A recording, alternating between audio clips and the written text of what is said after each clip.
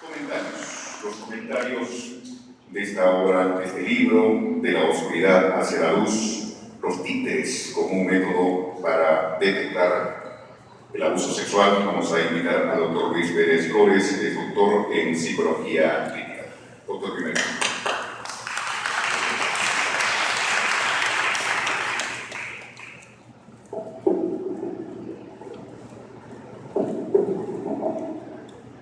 Para mi tamaño. Muy buenos días, autoridades, autora del libro, todos los presentes. En realidad, esta invitación yo la he aceptado porque fundamentalmente me viene de un amigo, colega de hace muchos años, en quien yo reconozco su labor, su interés, su preocupación dentro de la psicología, que es el doctor Luis Rodríguez de los Ríos. Eso en primer lugar. En segundo lugar, cuando se me invita a esto, empiezo a leer el material, lo he leído a conciencia, lo he leído a profundidad. Los que me conocen saben que yo soy un académico fundamentalmente, pero qué complicación tener que comentar un documento de este tipo. ¿Por qué? Porque justamente estamos hablando de vidas, estamos hablando de riesgos, estamos hablando de implicancias en la construcción de la personalidad. Y los países se construyen en base a las personalidades. Estamos viviendo un momento sumamente crítico. Como digo, yo me distingo como académico, pero reitero, los países lo construyen personalidades. Y definitivamente los impactos que a veces, miren lo que les digo, que a veces pueden producir los abusos sexuales, tiene implicancias graves. Pero el abuso sexual es un acontecimiento en la vida de una persona y no necesariamente la construye, cuando muchas veces se vienen construidos y abusos que acontecen en un determinado momento vienen a ser circunstancias que van a hacer de esta persona de una forma. Digo esto porque los que me conocen saben que respecto al abuso sexual hemos hecho ya muchos trabajos hace mucho tiempo. Yo quiero hacer una introducción en ese sentido para luego entrar a la obra.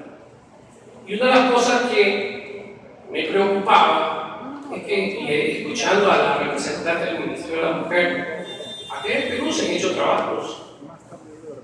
Lo que pasa es que deberían ser políticas de Estado y no de momentos circunstanciales, porque libros sobre manuales validados experimentalmente en este país existen.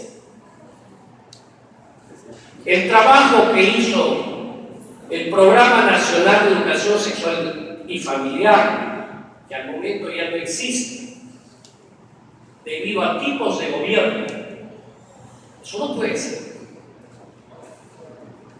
Y de pronto nos juntamos por un suceso que a veces puede movilizar conciencias, pero que en realidad, reitero, existen trabajos, ojo, validados experimentalmente. Yo no distingo este documento como un preventor, yo distingo como un detector, sí. Y aquí en el país, el señor congresista, señora representante del Ministerio de la Mujer, yo no soy político, pero sí existen, y documentos que deberían de generalizarse en este país. Y se los voy a alcanzar en el momento que requieran ustedes, o que me lo soliciten. Porque incluso en la biblioteca del Ministerio de la Mujer existen esos documentos. Eso es bueno y eso es importante. Y a donde este documento creo que es interesante interesante mencionarlo, puede aún más. Y esas políticas en sexualidad, esas políticas de prevención del abuso sexual, les menciono nada más. Hay un programa que se llama Un pez para la paz infantil, validado experimentalmente en el año 1996. Y el que la UNICEF incluso hizo una difusión de ello. Y definitivamente a mí me preocupó, y bueno, aquí veo algunas personas que han participado en el Ministerio de Educación, han participado en el Programa Nacional de Educación Sexual y Familiar, que costó sudor y lágrimas. Cuando, recuerdo claramente, se criticaba ese programa diciendo que se está repartiendo condones a todos los chicos de los colegios, cuando paralelamente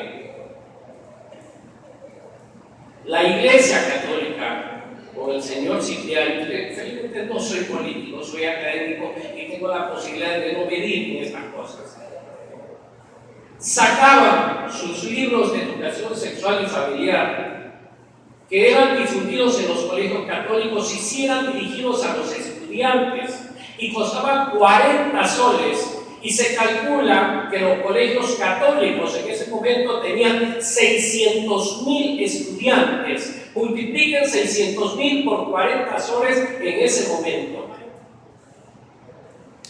No puede ser. Estas cosas tienen que ser políticas de Estado.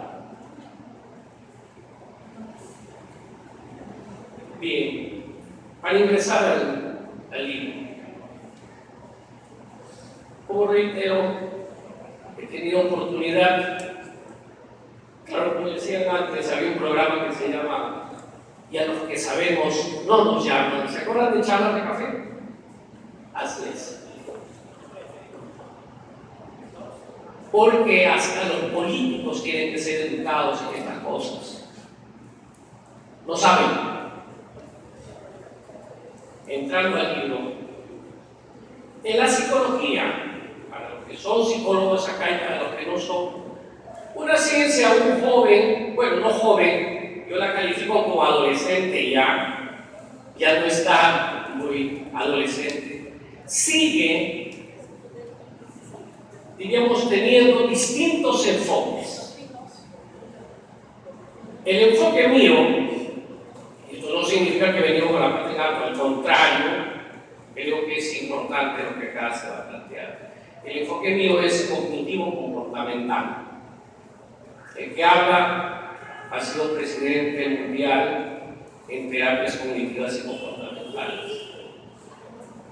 Y producto precisamente de este cargo, y con toda la modestia del caso, les digo, el único peruano que realmente ha ostentado esto no es el que ya ha firmado el diploma del rey de España, sino elegido por un comité mundial, como único presidente mundial en terapias cognitivas comportamentales, tuvo precisamente ocasión, producto de ese cargo, andar por distintas partes del mundo.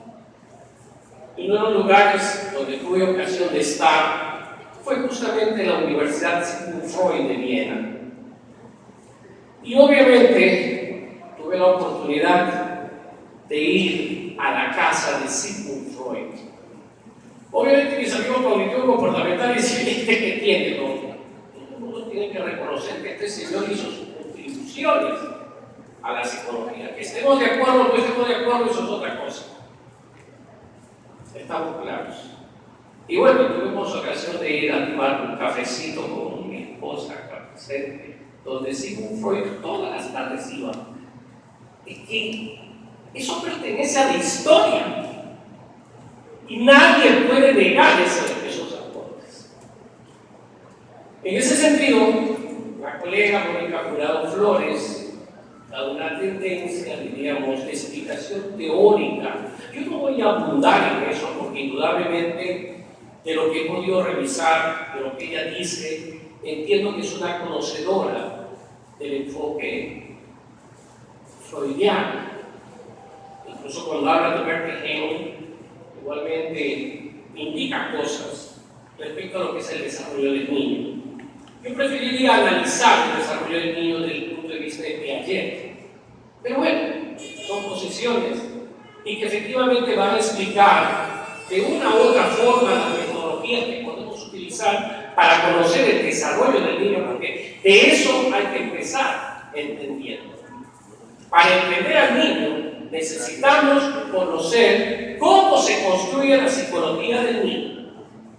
Existen distintos enfoques. Ella, muy hábilmente, muy conocedoramente, y así distinto de su bibliografía, pues ampara un marco teórico en eso, que definitivamente me resulta sumamente interesante y que de hecho entiendo que va a dar el soporte teórico a lo que ella pretende hacer. Posterior a ello, plantea una serie de indicadores muy interesantes. Definitivamente, teorías que explican el abuso sexual. Existen varias. Yo no soy partícipe de algunas, y una de ellas que precisamente mucho se maneja, la de Furstenheim, Finkelor, muy mencionado, un sociólogo que ha investigado. ¿Y qué refiere? Que uno de los aspectos etiológicos del abuso sexual es que esa criatura haya sido abusado sexualmente. ¿Ok? De los estudios que se han hecho, interesantemente, abusadores sexuales que han sido abusados sexualmente, distinguimos más o menos entre un 30 y un 40%, lo cual desde ya hace débil a la teoría de Finkelor. Pero mucho más débil resulta la teoría de Finkelor, cuando en realidad sí, de acuerdo a lo que dice Finkelor, que es para ser abusador hay que ser abusado sexualmente, supondría que este país debería estar lleno de abusadoras sexuales y no de abusadores sexuales. Porque díganme ustedes quiénes son más abusadas sexualmente. Cuando nosotros iniciamos toda esa campaña de atención gratuita en abusadores sexuales en aquel tiempo, el de FASEX, institución que posiblemente algunos conocen y que hemos participado en el Programa Nacional de Educación Sexual y Familiar, empezamos a encontrar que interesantemente había una proporción clínica, ojo, clínica, no estoy hablando de una proporción epidemiológica ni nada por el estilo, pero clínica de atención entre mujeres en el 60% y varones en el 40%. Ojo, o sea que el abuso sexual no solamente hay mujeres, y sin embargo las políticas del ministerio o de los ministerios están muy dirigidos a plantear que las víctimas principalmente son mujeres. Felizmente en este libro, el ejemplo que pone, y eso me resultó bien extraño, el niño es Juan. Sí. Muy bien, gracias. El niño es Juan. No es una niña. En principio, es un asunto que me parece interesantísimo. ¿Okay? Y que hay que rescatar. No, el abuso sexual no puede ser, no podemos solamente los hombres verlos como violentos. ¿Ok? Sí, pues se ha pasado de un lado al otro lado, y hay que tener cuidado con esas cosas, porque si se me ha invitado como académico, como científico, voy a hablar como académico, como científico, y no como apologista de algunas teorías. Eso es un problema con el cual la gente se llena la boca. Hay que tener cuidado. Por eso que me decía que es complicado estar hablando de un asunto que construye o destruye personas. Pero ojo, personalidad. ¿Por qué digo eso? Porque en realidad hay demasiado desconocimiento en cuanto al abuso sexual, incluso en aquellos que se creen conocedores. Recuerdo que hace tiempo, y no es una crítica, solo es una descripción, salió un libro que se denominaba Mi cuerpo es mi territorio. Algunos conocen, ¿verdad? Pero que era un libro libro dirigido específicamente a la gente para que lo leyera, pero ningún libro había salido para los niños. El Pez para la Paz Infantil es un libro dirigido a los niños y los que sufren abuso sexual son los niños. Los niños deben ser educados sexualmente tempranamente. La educación sexual quiere darse a los adolescentes. No, esos ya están viejos. Los niños, con ellos hay que empezar.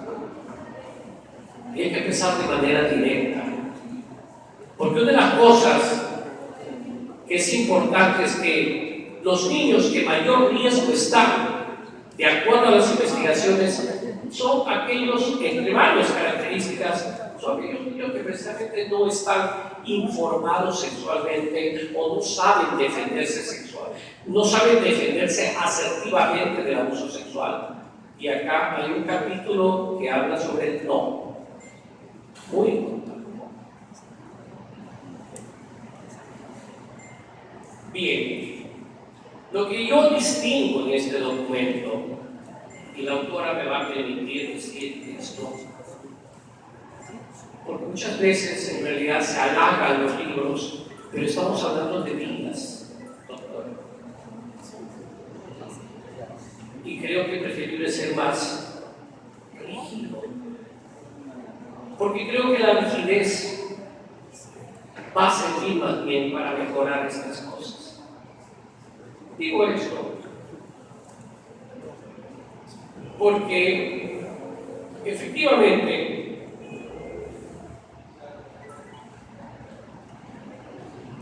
la gran mayoría de niños que ya han sido abusados sexualmente y que van a las consultas o van a las denuncias son detectados muchas veces no por algunos síntomas que acá se plantean, sino son detectados en los juegos. Y a veces, justamente una de las características que algunos colegas han hecho, no es mi estilo definitivamente, yo soy muy directo con el niño que me llevan abusado sexualmente, pero una de las cosas que hace la gente para evaluar, porque el documento que yo distingo acá es una técnica o un método de evaluación. Juegan como para tratar de distinguir si pasó algo. Pero hay otras metodologías mucho más directas, como efectivamente preguntar qué te pasó, aun cuando hay una parte acá de la entrevista que hace en cierta medida de manera tangencial. Y, sin embargo, creo que este documento es un documento que efectivamente puede ser generalizado a los colegios. Así como el programa que les decía, del programa de prevención del abuso sexual, que desapareció y que los gobiernos posteriores los hicieron desaparecer. Estoy hablando del gobierno de Toledo, estoy hablando del gobierno de Venezuela. Porque esos programas no existen. Y que al parecer el Ministerio de la Mujer ya no los conoce. No hay nada nuevo. ¿Okay? Y de siempre, en estos documentos, en estos métodos, siempre han servido para la detección, que como bien nuestra autora nos dice, no es un documento de diagnóstico. Es sino de detectar un primer indicador. Que muchas veces puede equivocarse, porque en realidad para certificar que algo pasó, uno tiene que pasar al proceso de diagnóstico.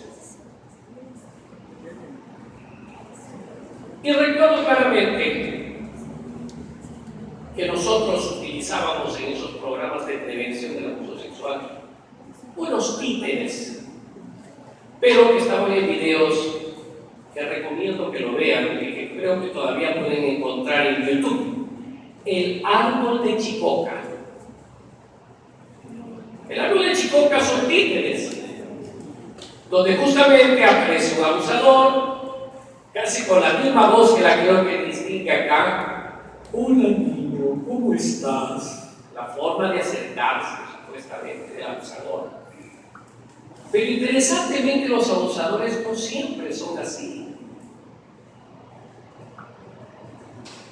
Entiendo que esto es una propuesta, una guía. Yo lo entiendo así. Porque hay diversas formas que utilizan los abusadores sexuales. Y de manera interesante, una de las cosas que las investigaciones dicen que los papás son los que más abusan sexualmente de los niños. No es así. Son los padrastros. Y hay toda una explicación psicológica por qué pueden ser los padrastros. Padrastro que conoce a la criatura al año, 2 años, puede desarrollar apego. Pero padrastro que conoce a la criatura a los 5, 6, 7 años es más difícil. Hay explicaciones psicológicas a todo esto. Es más, las edades donde los niños son más abusados sexualmente, el rango está a 5, 6 años, 7, 8, 9 años. Ese es el mayor rango. En ese sentido, la población a la que un poco está dirigida este documento, una población que va de los 3 a 5 años, donde efectivamente cualquier instrumento es capaz es capaz de evaluar cuando el abuso sexual es claro. El asunto de este documento, como bien dice, y creo que es el gran aporte que hace la colega Mónica Jurado, es que nos permite un primer nivel de indicador. Claro, trata de validar el documento o algunos casos clínicos.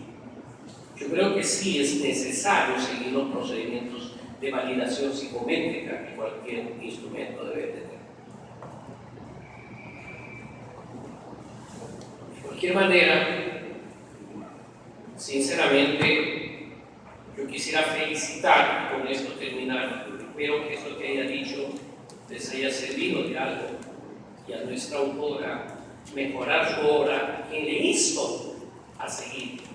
Y si le han dado este espacio, no pierde el espacio. Siga.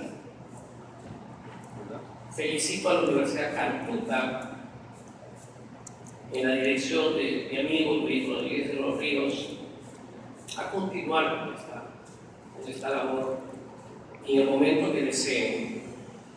Como vuelvo a repetir, y no porque tenga que ser así, yo no necesito, siempre le digo ya a mis alumnos, yo no necesito dinero, no, pero sí estoy a la disposición de querer ayudar, de querer contribuir con la sociedad. Muchísimas gracias.